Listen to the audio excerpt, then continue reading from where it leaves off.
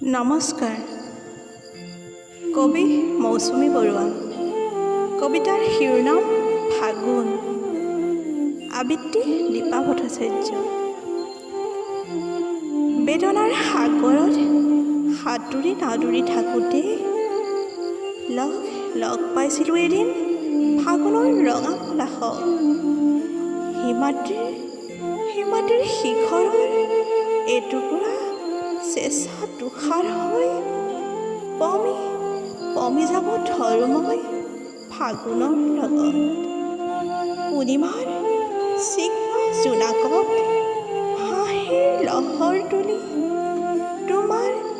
তোমাৰ মৰমৰ গছজাল শিপাই দিছিলা বুকুৰ গভীৰৰ পৰা গভীৰতালৈ।